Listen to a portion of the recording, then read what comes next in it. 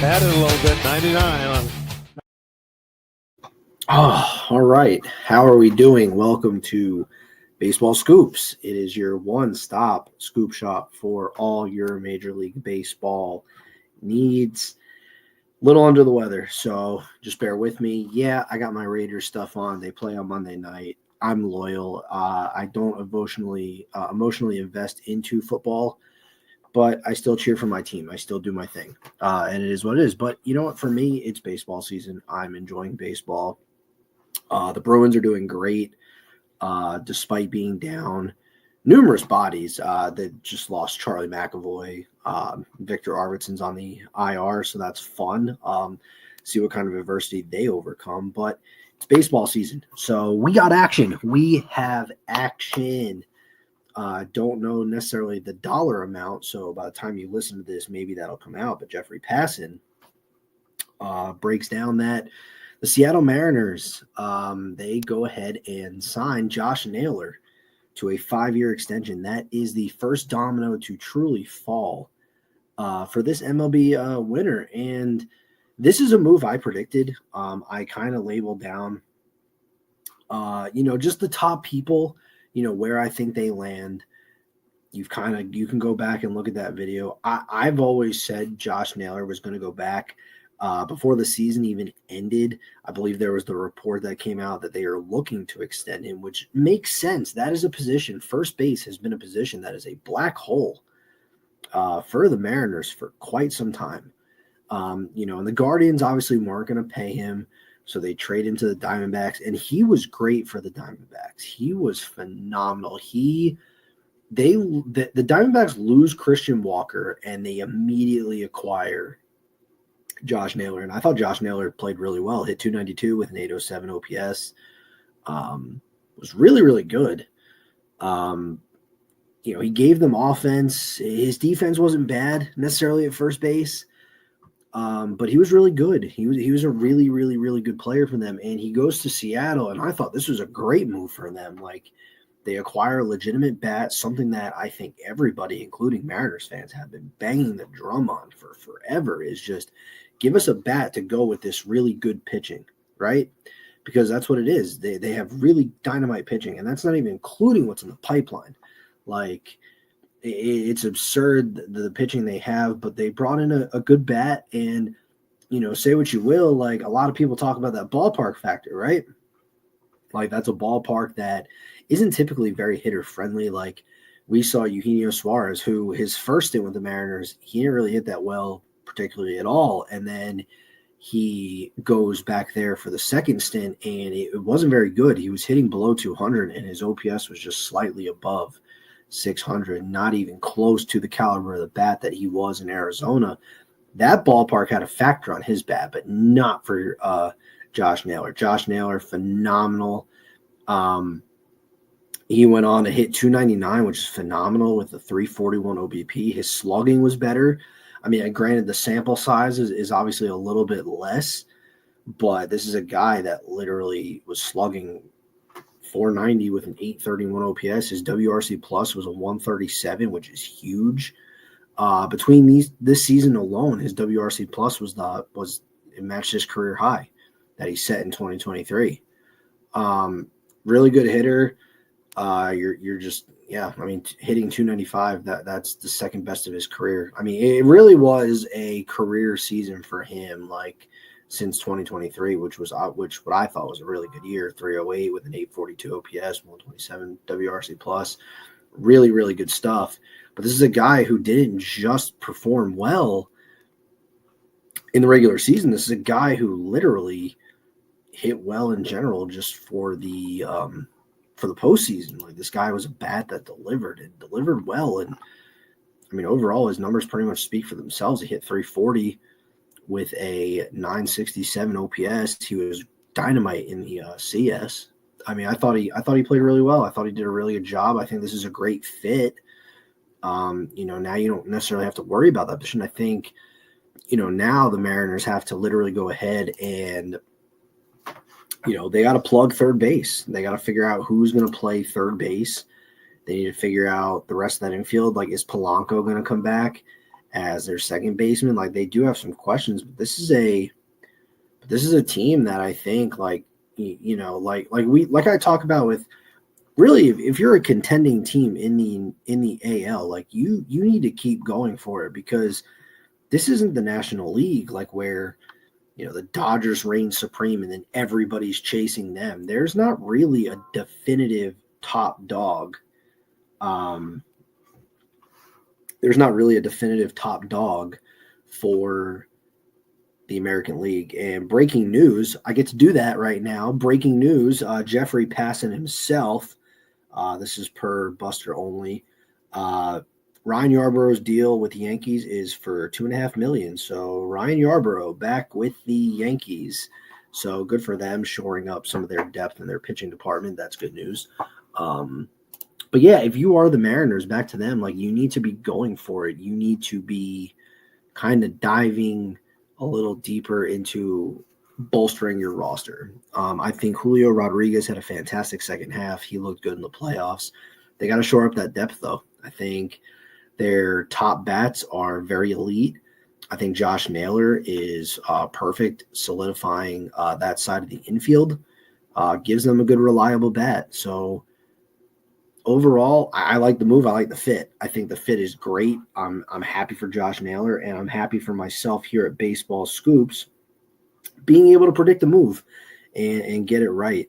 So good for good for the Mariners getting that done. But that is really the only action that we've seen so far, right? A lot of it is just hot stove buzz. So we're going to get into the hot stove buzz. The topic I do want to touch on first is the Paul Skeens stuff. Let's kind of get after this. So apparently, this was written by NJ.com. Randy Miller was saying that an anonymous teammate, said that more often than not, he wants to play for the New York Yankees.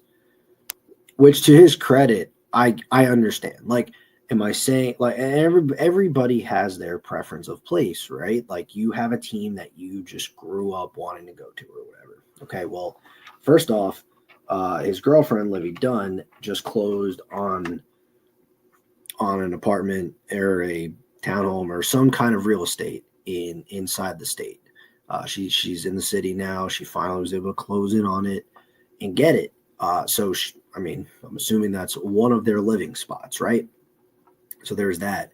But it also is just like, the Yankees are a team, especially right now, like with this window that they are in, it's a team that's going to be a perennial contender, right? They're going to qualify for the playoffs. How far they go remains to be seen. What kind of buttons they'll press remains to be seen.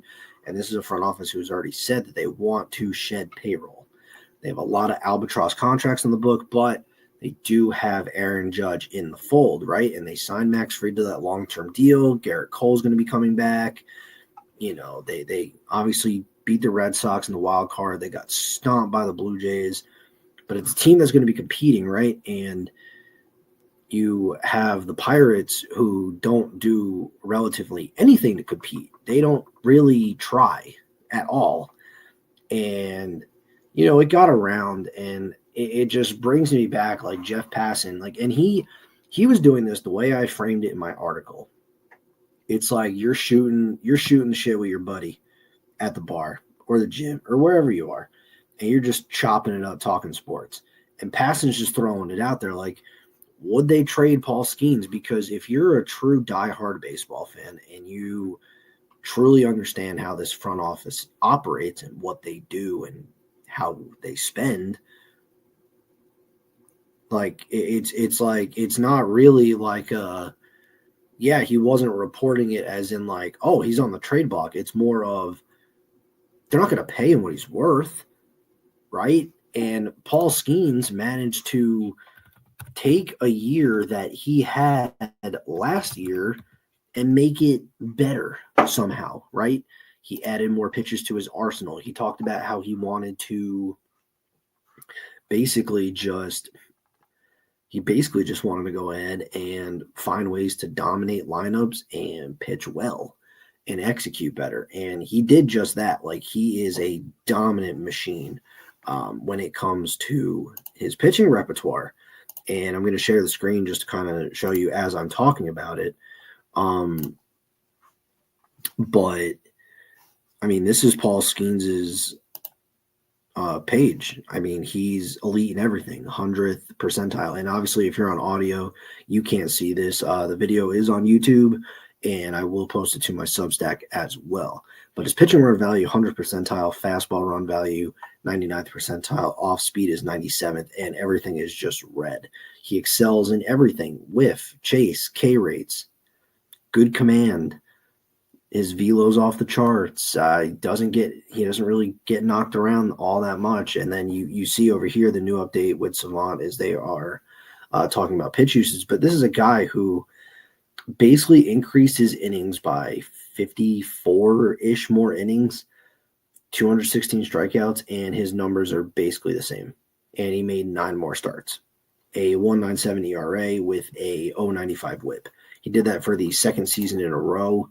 I mean, this is a guy that literally, he was a finalist last year for the Cy Young. He won it this year. Do I think he should have been unanimous? I don't think it should have been unanimous. I think Christopher Sanchez was definitely worthy of votes, but it's just, you look at the body of work that Paul Skeens has put in and what he's able to do and how well he's able to pitch. I mean, that is a bona fide ace, and he's only going to get better, right? He's only 23 years old. It's insane. And it's honestly nuts, but it's like you see that. And Sherrington acknowledged that, you know, he hears it, dismisses it, understands it, right? Because it's like the Pirates aren't a winning team. They're not putting a winning product on the field. I mean, you look at like here's good context for all of you. The Pittsburgh Pirates had the 7th fewest earned runs. They were in the basement for runs scored. Their pitching was dominant. And you look across that board, right? It's Skeens, and you got Bubba Chandler. Ashcraft was pitching well. You know, Mitch Keller held his own. And that's not even including when Jared Jones comes back. It's crazy. And I know Connor Griffin is waiting in the wings. He's one of the top prospects, if not the top prospect in baseball right now. You know, given some of the guys that have graduated. But it's to the point where you see it, you understand it. What are you going to do about it? You have to put a winning product, or at least try. You know, like, and I don't think this is a conversation that's going to die down until it actually happens. I don't think this is a conversation that's going to leave baseball until he inevitably gets traded. See, the Tarek Skubal thing is much different to me, because it's like, all right, that's a guy that's in the final year of his deal. He's the first AL pitcher to win back-to-back Cy Youngs since Pedro Martinez in 1999 and 2000. Like, he's in some pretty, you know, uncharted waters. Like, that's the first time that's happened in 25 years. But he needs a new deal. He's on an expiring contract. He's going to get paid a lot of money. Like, it would not shock me if he gets paid more than, you know, Yamamoto as like the highest paid pitcher in baseball. Paul Skeens isn't a free agent until the 2030 season. So you have the rest of this decade. But, and this is something too that Skeens even touched on too, and I respect it. Like, this is a guy who his 2 D1 offers were from Air Force and Navy. He goes to the Air Force. He was a catcher, turned into a pitcher. You know, was able to transfer to LSU. But this is a guy that literally takes pride in winning, but he also takes pride in the team he's on. Like, he's not like ring chasing per se. Like, this is a guy that wants to win with his group and win with the team he's on. You know, he wants to try and be part of the solution rather than just leave. And he touched on that, saying that want to say the word, like, I can't remember the quote, but it was listed along the lines of, like, these are my guys as a team that I want to win with and try to win with, and he kind of touched on his experience with the Air Force Academy in doing so, right? And, he's even touched on their spending. It's like he's not looking for the Shohei Otanis. He's not looking for the Pirates to go out and sign Kyle Tucker, right? He just wants the front office to at least try and spend. Just go get somebody, a player that can play fundamental baseball. A perfect comparison I can think of is look at the Milwaukee Brewers, right? Like, they didn't really spend any money this past winter, and they went out and won the most games of baseball. And they just have a bunch of guys that can play baseball and fundamentally play baseball the right way. Good defense. They can run the bases well. They can hit. Yeah, they picked a pretty inopportune time to not be able to hit, but I mean, you look at the body of work for majority of the season, and that is a very good baseball team. That's a very good, fundamentally sound playing baseball team, and it is what it is. So there is that there is that caveat to that. So yeah, I don't think this conversation is gonna die. I don't think it's gonna go away anytime soon. I think if the Pirates don't do anything of significance, like in terms of moves and just adding players to this roster, like you can't look at what your offensive output was last year and just say to yourself, yep, good enough for me. Like, no, that's not good enough. That is the opposite of good enough. That is atrociously bad. This is a team that literally needs every ounce of offensive help. Like, you look at their numbers compared to the MLB. I mean, they were hitting 231 with a 305 OBP and a 350 slug. That's horrible. Their WOBA was at 290, which is bottom 1% of the league. And then you look at their, I'm not even going to talk about WOBAcon. That's kind of, yeah. But they're just a bottom 10 team. An expected slug too.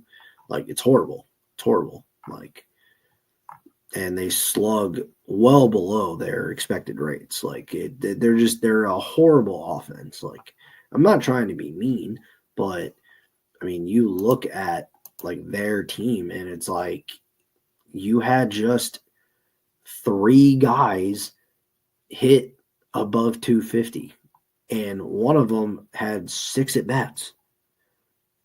That's bad. That's really bad. It's not good. It's not a good product. And if you are that front office, you can't sit there and say, "Oh, no, we're good. We don't need reinforcements." Like, yeah, you do. And I don't think you need to go out and get like the big guys. I don't think you're going to attract the big guys. You'd think that like Paul Skeens being the generational talent that he is, that maybe people would want to go play over there, but people know you're not going to spend the money, right? Like, and they're not even going to waste their time. It just is what it is. I thought that Tarek Skubal, very worthy of the Cy Young, good for him. Garrett Crochet finished second, which is definitely deserved. He had a very good season as the ace of the Red Sox. I thought the rookie of the year for the AL was okay. Like, Nick Kurtz deserved it. Not even gonna dismiss that. He put together the best rookie season I've seen in quite some time. What shocked me was the second and third place votes. Those were staggering. I like Jacob Wilson blew Roman Anthony out, and I don't know if it's because Roman got hurt. He only played a few months. Like, he came up in June.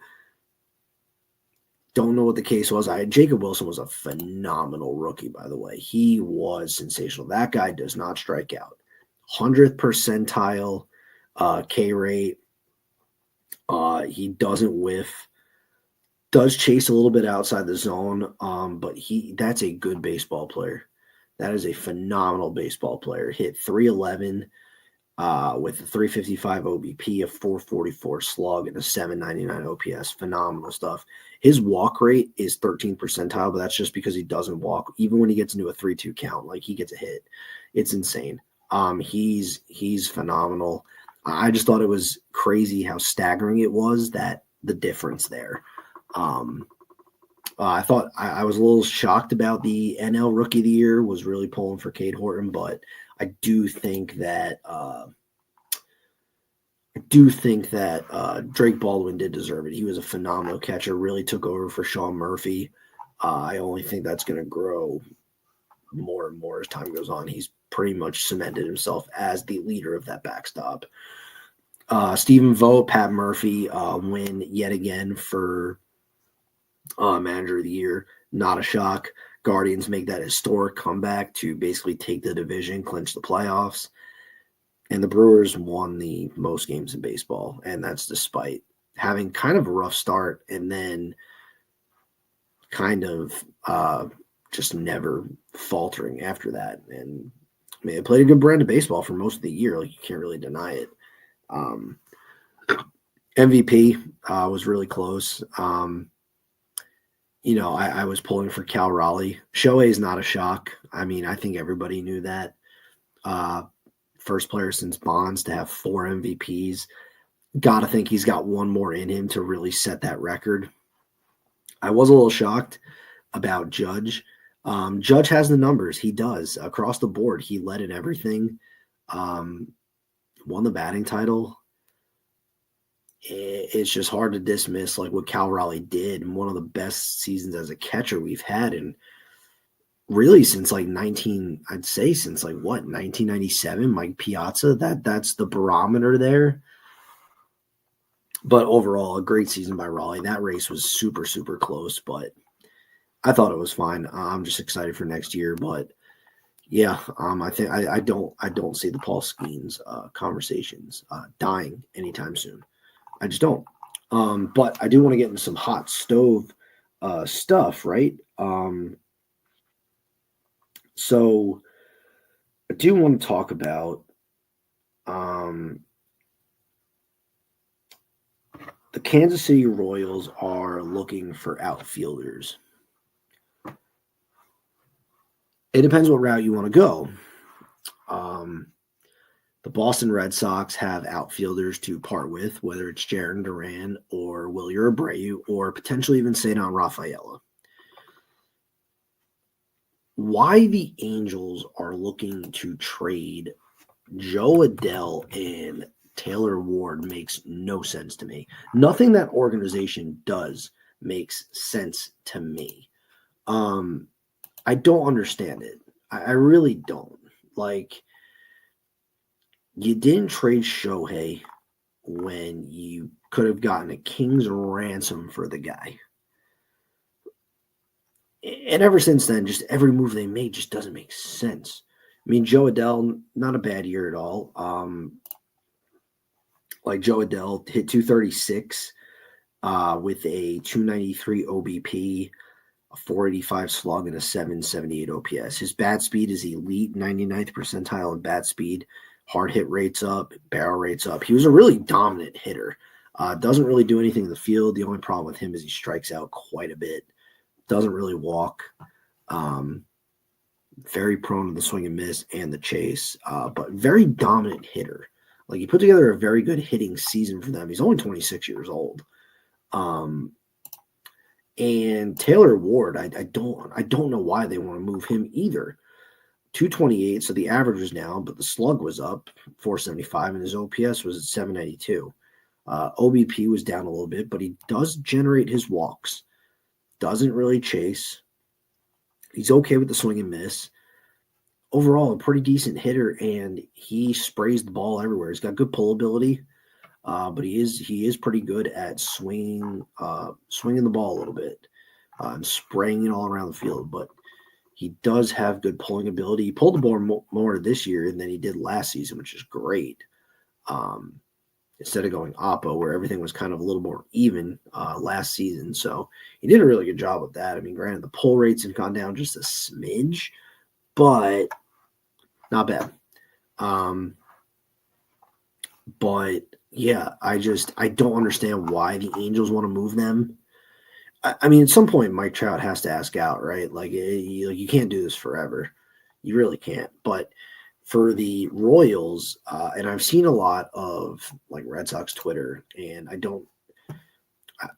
there's no like formal report that like Vinny Pasquantino's on the block or on the move and is seeking a trade or whatever the case might be. I think there was a potential rumor that maybe he was going to get moved at the deadline, and then the Royals pulled the plug on it and kept him, which good for him. Like Vinny Pasquantino had a phenomenal season. Like he had a fantastic year. And this is a Royals team that essentially has no power. Like they need all the power they can get. He hit 32 home runs, which is the best for him in his career. Hit 264, 323 OBP, 475 slug, which is great, 798 OPS. He had a career year, 20 years old. He's got team control. It's not a guy that they should be looking to move.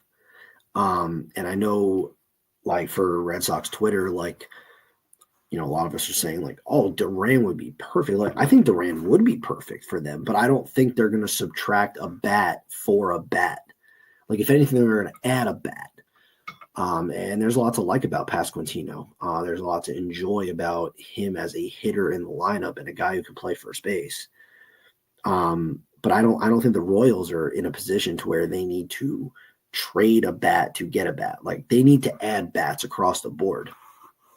And it depends where too. I know a lot of things are, you know, people are trying to say like, oh, Jack Caglianone, he can play, you know, he could play first base, but he can also play right field, you know, and that's a good hitter too. So,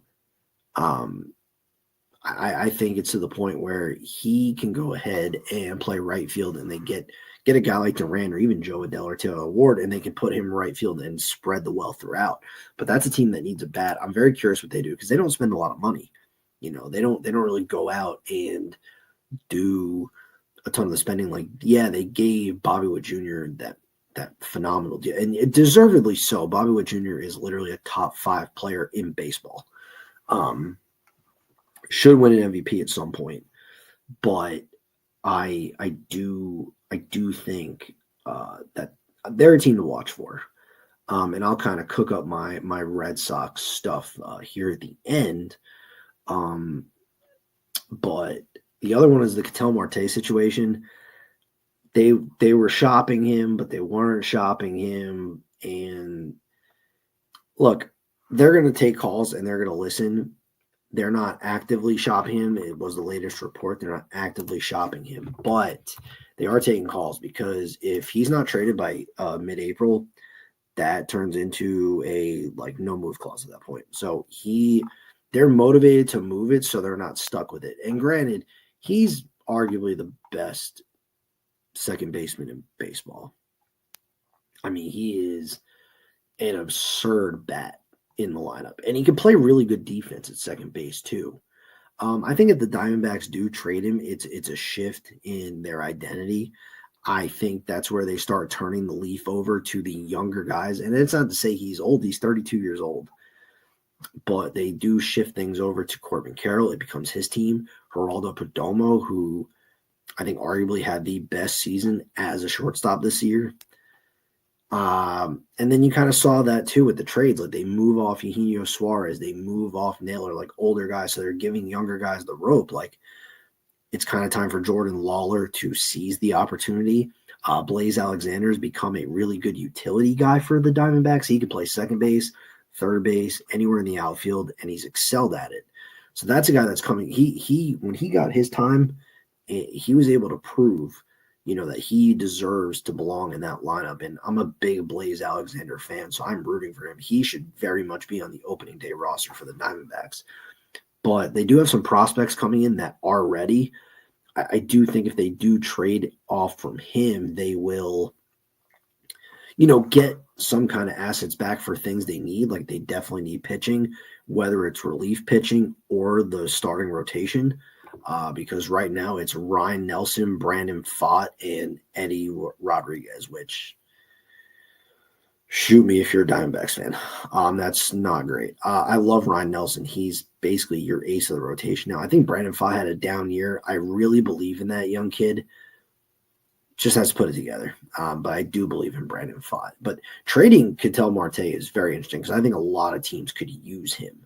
I think he'd be a welcome bat in any of those lineups. And he's part of what makes the Diamondbacks offense so good. But there's a lot of stuff like off the field.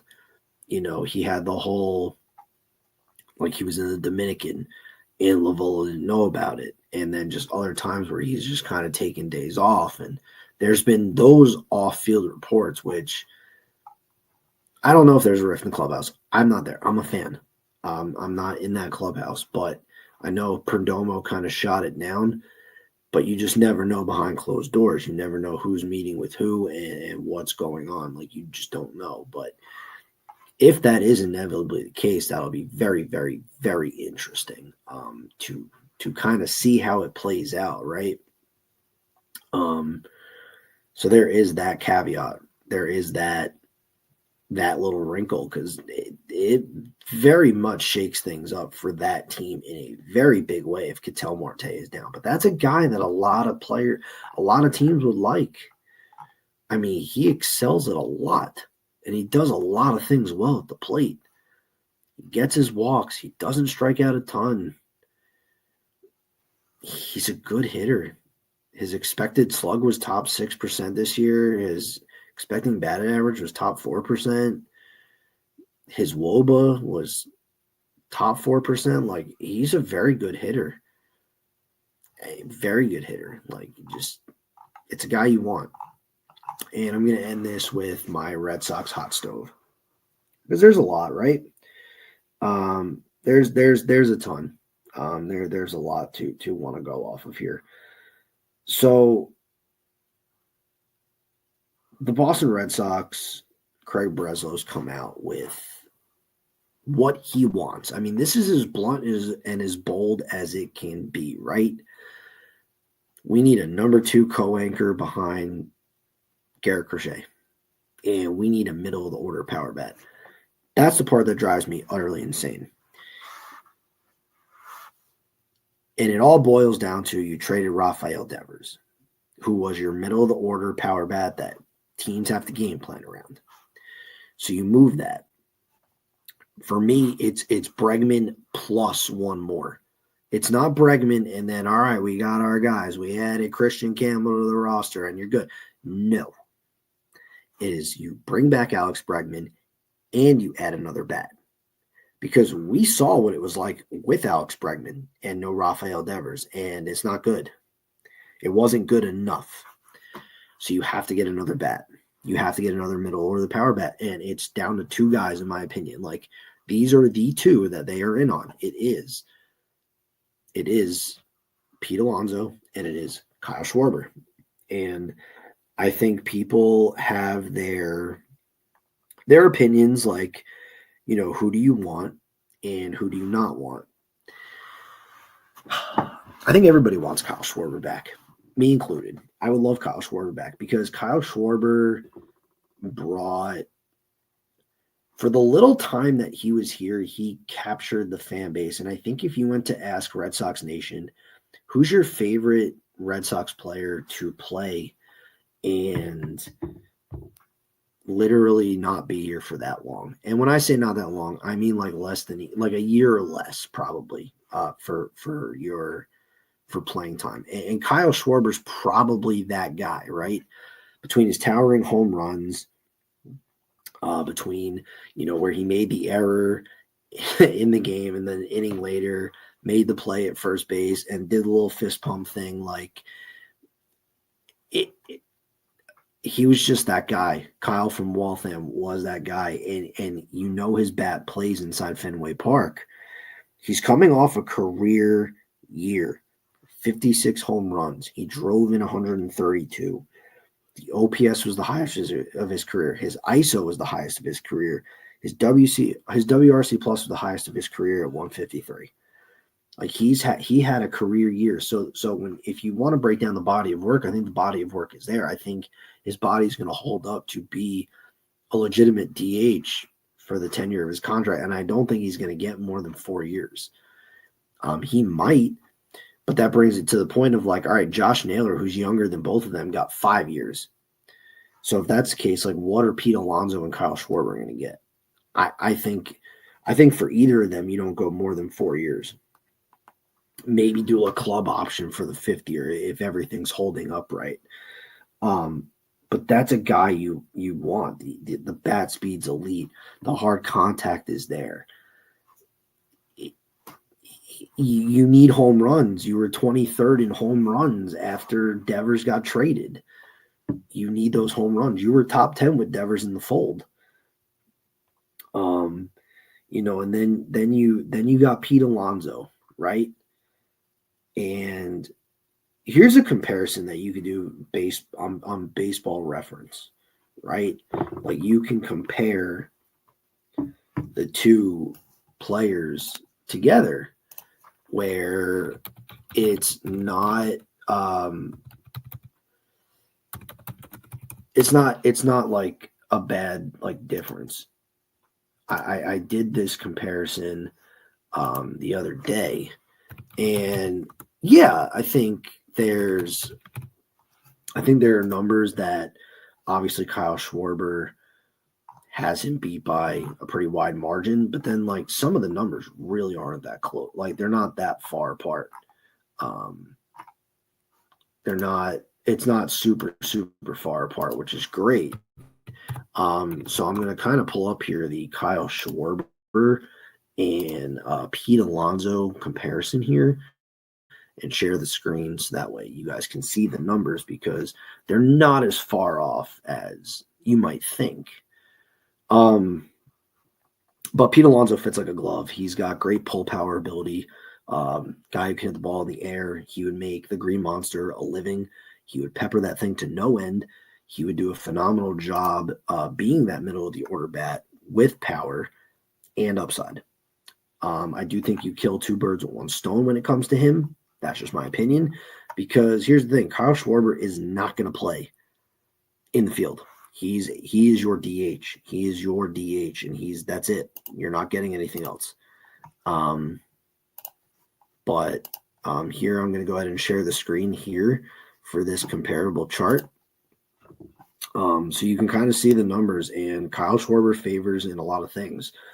Sure, wins above replacement was higher, but they played the same amount of games. Schwarber did get 15 more bats. Alonso had more hits.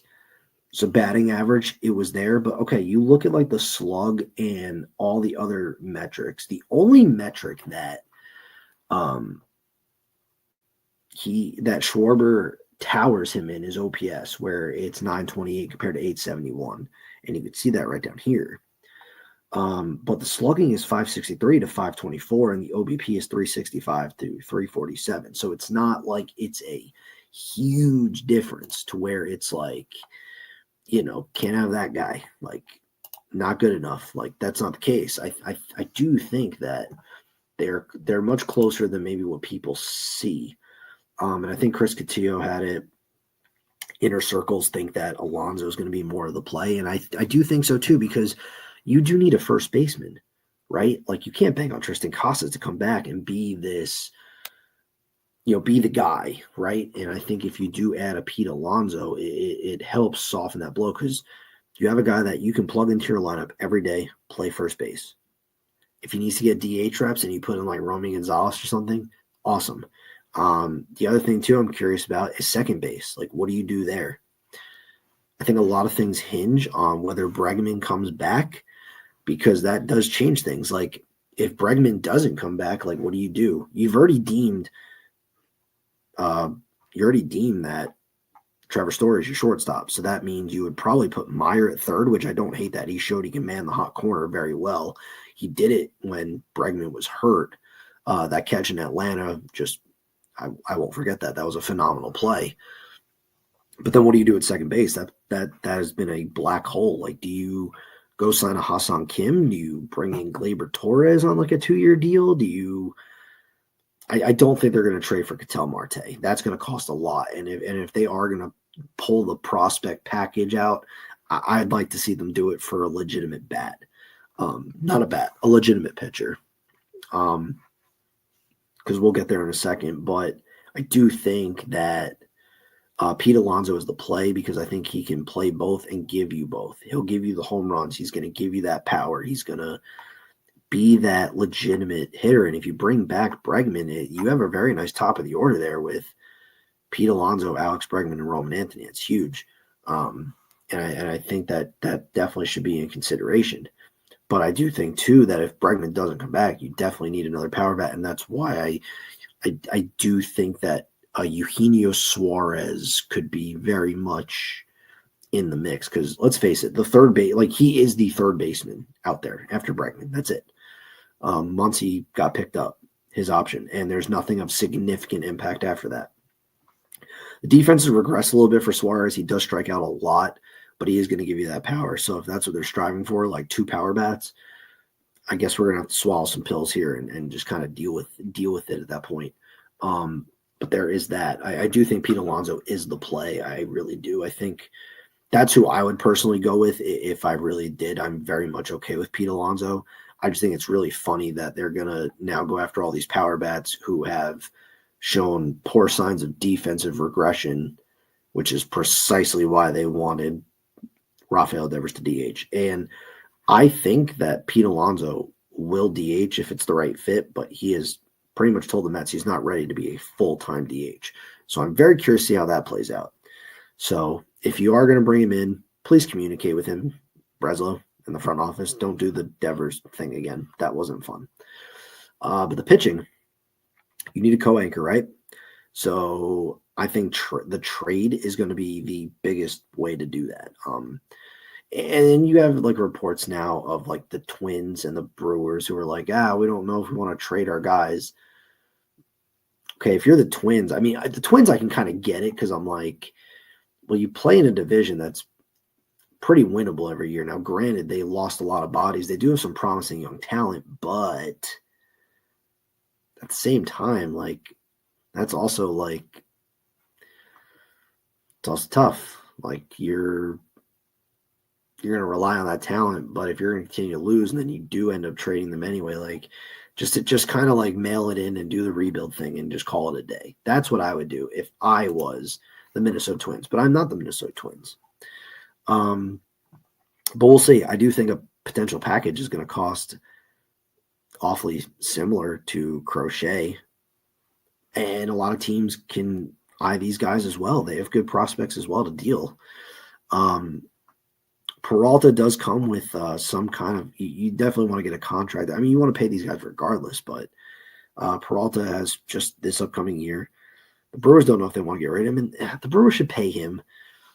You know, if we do have a lockout, this is why, because for the third year in a row, you're going to trade a guy that's literally in a walk year. Like, come on. At some point, you like something's got to give, right? Like, you can't keep dealing guys, and I understand that's how they operate, but at some point, it's like, this is why we're having a lockout. It's not because the Dodgers spend money, because guess what? When, say, like the Dodgers go out and acquire Freddie Peralta, everyone's going to be mad at the Dodgers, but not the Brewers because they didn't want to pay him. That's going to be the problem. But anyways, I do think the trade route is the way to go. A lot of guys that they can deal and a lot of guys that they can kind of part with, in my opinion, to make a trade work.